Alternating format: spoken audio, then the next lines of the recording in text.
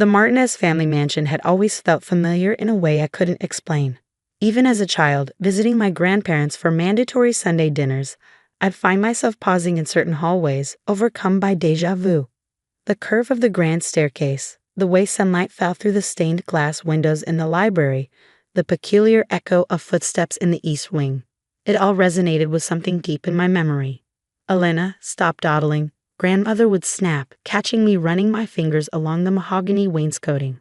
"A lady doesn't touch the walls." But I couldn't help it. The house called to me, like it held secrets I was meant to discover. Now, at 35, standing in that same foyer with my adopted son Michael's hand in mine, I finally understood why. "Mrs. Harrison," the housekeeper's voice pulled me from my thoughts. "Your grandparents are waiting in the study." I squeezed Michael's hand reassuringly. At 6 years old, he was already too perceptive, picking up on the tension thrumming through the house. "It's okay, Mio," I whispered. "Remember what we talked about?" He nodded solemnly, his dark eyes serious beneath his unruly curls. "Best behavior. No whining. No touching anything." "That's right. This won't take long." But as we approached the study, I knew I was lying to myself. This conversation had been brewing for months, ever since I'd announced my decision to adopt Michael. My grandparents' reaction had been predictably cold. "A Mexican orphan," grandmother had said during that first phone call, her voice dripping with disdain. "Really, Elena? If you're so desperate for a child, we could have arranged a proper adoption. There are agencies that specialize in better backgrounds." I'd ended that call abruptly, but the comments kept coming. Subtle digs during family events, pointed remarks about bloodlines and heritage, casual mentions of other potential heirs who had real claims to the Martinez fortune. The study door swung open, revealing my grandparents in their usual positions. Grandfather behind his massive desk, grandmother perched on the antique settee by the window. They looked like aristocrats from another era, which I suppose they were, in their minds at least. "Elena," grandfather's voice was clipped. Punctual as always, his eyes fell on Michael, narrowing slightly. "I see you brought the boy." "Michael," I corrected firmly. "Your great-grandson's name is Michael." "Please sit." Grandmother gestured to the leather chairs facing the desk. "Maria, bring us tea, and perhaps some juice for the child." Michael climbed into one of the oversized chairs, his feet dangling above the Persian carpet. He looked so small in that imposing room, surrounded by oil paintings of stern-faced Martinez ancestors. But his spine was straight, his expression composed.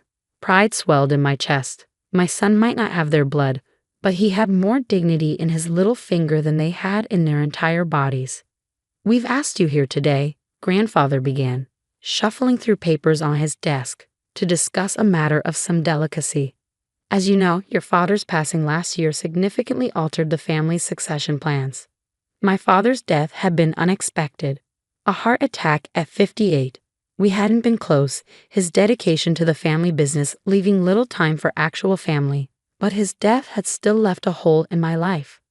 More significantly, it had left a hole in the Martinez family hierarchy. As an only child, I was suddenly next in line for everything: the business, the properties, the responsibility of carrying on the family name.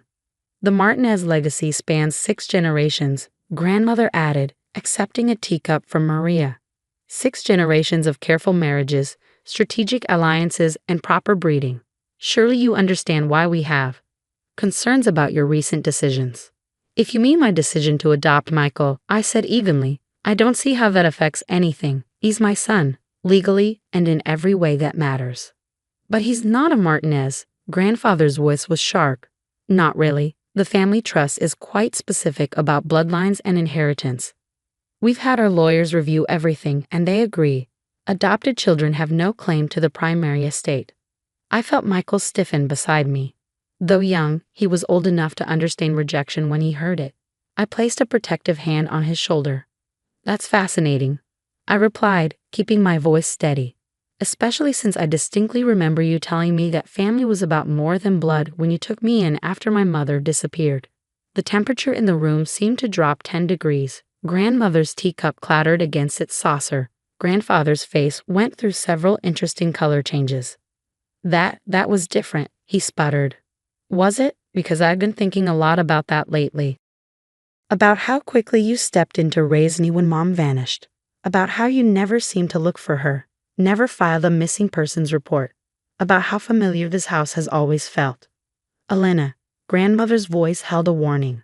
Some things are better left in the past. But I wasn't finished. I hired a private investigator last month. Would you like to know what he found? Grandfather stood abruptly, his chair scraping against the hardwood floor. This meeting is over. Take the boy and go. His name is Michael, I said again, standing as well. And we're not going anywhere until we discuss the DNA test results I received yesterday. The color drained from grandmother's face. Grandfather gripped the edge of his desk, his knuckles white. In the heavy silence, I could hear the antique clock ticking on the mantel, marking seconds that felt like hours. What DNA test? Grandmother finally whispered. I reached into my bag and pulled out a sealed envelope. It's interesting, isn't it? How much family secrets can cost. How much people will pay to keep them buried. But you know what's even more interesting? I placed the envelope on grandfather's desk. How much truth can reveal itself through simple genetics? Mammy? Michael's voice was small, uncertain. Can we go home now? Soon, Mio, I promised, not taking my eyes off my grandparents. First, we need to hear a story. A story about a young maid who worked in this house 29 years ago. A maid who caught the attention of the family's only son. A maid who disappeared shortly after giving birth to a baby girl. Grandmother's teacup slipped from her trembling fingers, shattering on the hardwood floor. The sound echoed through the study like a gunshot. Her name was Isabella Ramirez. I continued, my voice steady despite the thunder of my heart. She was 16 when she started working here, 17 when she caught my father's eye, 18 when she disappeared. You have no proof. Grandfather's voice was hoarse. These are wild accusations. I opened the envelope, spreading its contents across his desk. Birth records from St. Mary's Hospital. Police reports that were mysteriously never filed. Bank transfers to an account in Mexico. And DNA results showing that Isabella Ramirez was my biological mother. Michael watched wide-eyed as papers scattered across the polished mahogany. He might not understand everything happening, but he knew this moment was important. What did you do to her? I asked, finally voicing the question that had haunted me for decades. Grandmother stood shakily, smoothing her silk dress with trembling hands. We did what was necessary. For the family. For you. For me? I laughed bitterly. You sent my mother away, erased her existence, and raised me as your granddaughter. All for me. Your father was engaged to Margaret Wellington. Grandfather snapped. The merger between our companies would have secured the Martinez empire for generations. We couldn't let some maid's indiscretion ruin everything. Indiscretion? The word tasted like poison. I was a baby, a human being, not some scandal to be covered up. We give you everything, grandmother insisted. The best schools, the finest clothes, a place in society. If people had known the truth. If people had known the truth? What? That the great Martinez family wasn't as pure as they pretended. That your precious son got a teenage maid pregnant and you paid to make her disappear. Grandfather slumped in his chair, suddenly looking every one of his 78 years. We paid her well. Set her up with a new life in Mexico. She agreed never to contact you. Did she agree, or did you threaten her? The silence that followed was answer enough. How much? How much did my mother's silence cost? $50,000, grandmother whispered, and a promise that you would be cared for. The number hit me like a physical blow. $50,000. That's what they thought a mother's love was worth. That's what they paid to steal my heritage, my identity, my truth. And now you have the audacity to tell me my son isn't real family? I pulled Michael close to me. That he doesn't deserve to inherit because he's adopted. Because he's Mexican. That's different, grandfather began. But I cut him off. No, it's exactly the same. You're still trying to control who belongs in this family based on your twisted ideas of blood and status. Well, guess what? By your own logic, I'm not a real Martinez either. I'm the daughter of a Mexican maid you paid to disappear. But you're still blood, grandmother protested. Still our great-granddaughter. And Michael is still my son, I shot back. My child, whom I chose to love, just as you chose to raise me. Or was that just about protecting your precious reputation? I pulled another document from my bag, this one fresh from my lawyer's office. I'm not just here about the DNA test. I've spent the last month digging through property records, trying to understand why this house always felt so familiar. Grandfather's face went ashen. Elena, imagine my surprise when I discovered that this mansion wasn't built by Martinez money at all. It was inherited through marriage, specifically through my grandmother's side of the family, the Ramirez side. I spread out the property records, yellowed with age but clear in their implications. Isabella Ramirez wasn't just any maid. She was the granddaughter of the original house staff, whose family had served here for generations. She grew up in the servants' quarters, playing in these halls just like I did.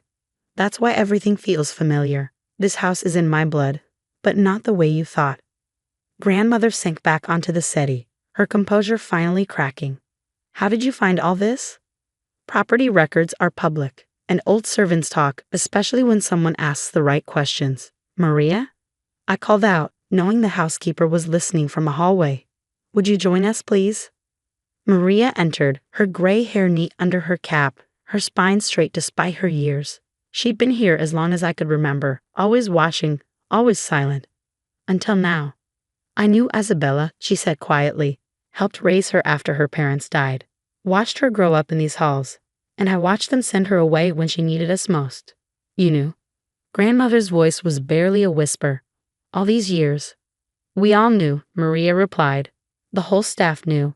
We kept your secrets, protected your lies, but we never forgot. I took Michael's hand, drawing strength from his presence. So here's what's going to happen. You're going to sign over control of the family trust to me, not as your granddaughter, but as Isabella Ramirez's daughter, the rightful heir to both sides of this legacy.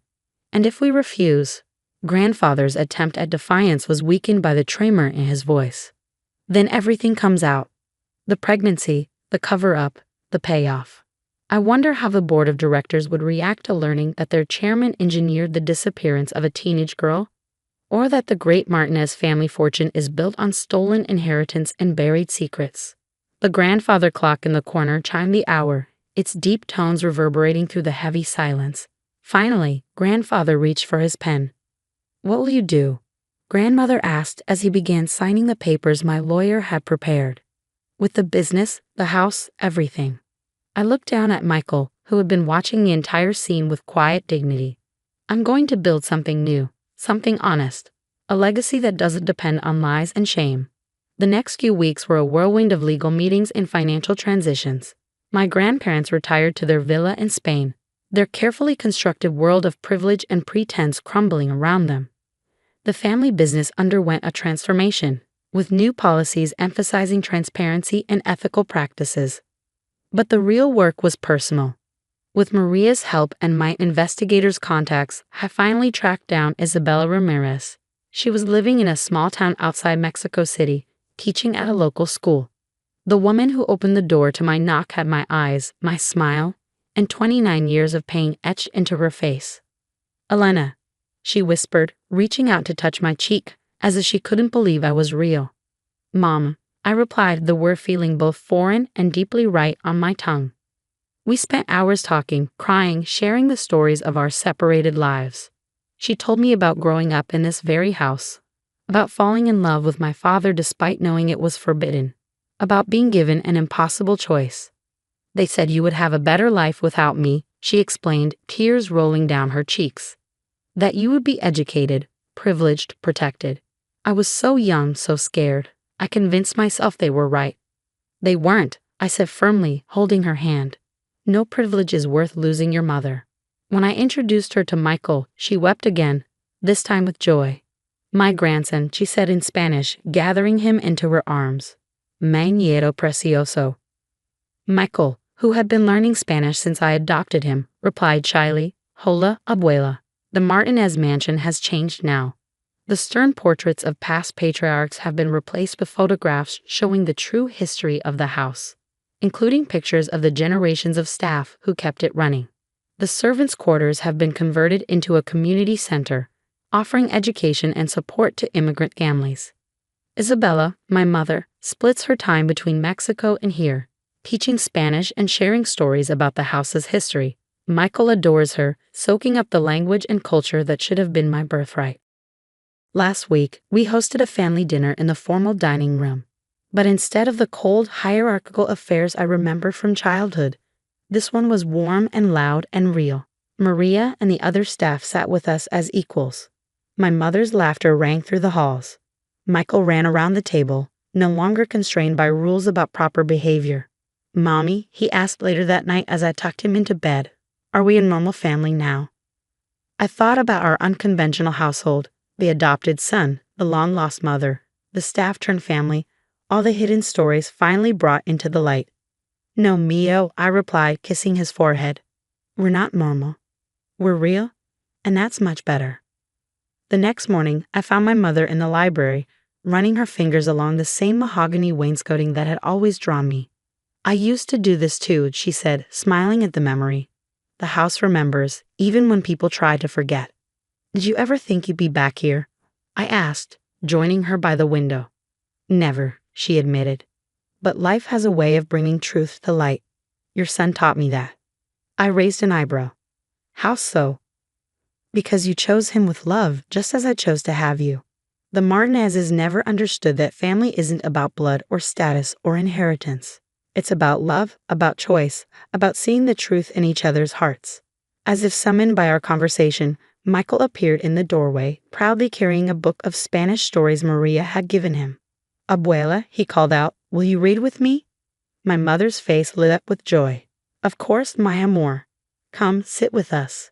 As I watched them settle onto the window seat, sunlight streaming through the stained glass and casting rainbow patterns across their faces, I finally understood why this house had always called to me. It wasn't just the physical structure that felt familiar. It was the echoes of love, of belonging, of truth that had been buried but never forgotten.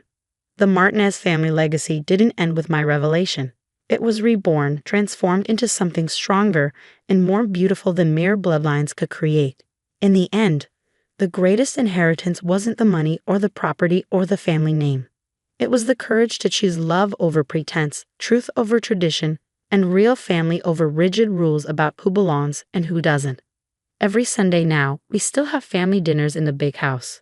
But instead of cold silence and careful manners, the rooms ring with laughter, with stories in English and Spanish, with the sound of children running through halls that once echoed only with whispered secrets. And in these moments, I look at my chosen son and my found mother, at the family we've built from the ashes of lies.